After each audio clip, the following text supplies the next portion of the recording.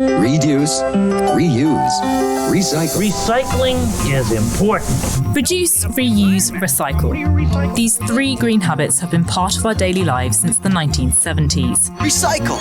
We do. The power is yours. But it seems like many of us are still confused by one of these elements. A report from one NGO says more than half of household recyclables end up in the trash. Think you know the rules pretty well? What about this piece of cardboard? Nope. This finished jam jar?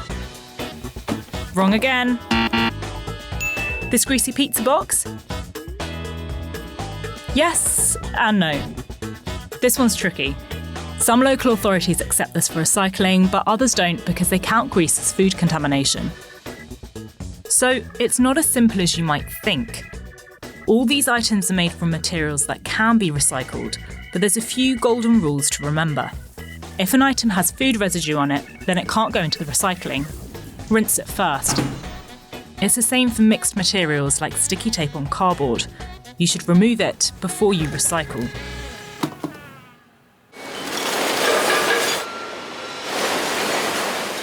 When something's thrown into recycling that shouldn't be there, it can contaminate the entire system. This recycling plant in East London sorts more than 400 tonnes of waste a day. Contamination is where, in the dry mix recycling, there are things that should just not be in there, like food waste, for instance, electrical equipment. Food waste will just contaminate the other materials in the recycling, the paper and the cardboard, and make it useless. But the other items, they can obviously just cause blockages within the complex machinery. Luckily, there's a couple of handy tips to help you make the right decisions. The first is the scrunch test for things like crisp packets or wrapping paper, which are often mixed with other materials. If you crush it in your hand and it stays scrunched, it's probably recyclable. If it starts to open, it probably needs to go in the trash. If you can tip the item upside down, maybe even over your head, and nothing comes out, you're good. If not, rinse it again. With so many symbols, rules and regulations that not only differ country to country but region to region, it's not surprising that we often get confused.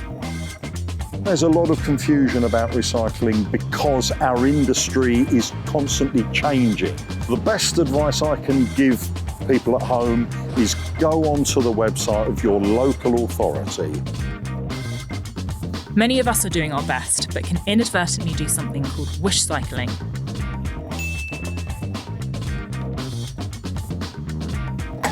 And that can do more harm than good.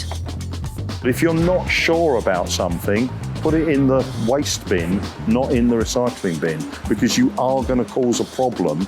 So, remember, check labels properly, rinse out food residue, check if you're dealing with mixed materials, and try not to wish your recycling responsibilities away.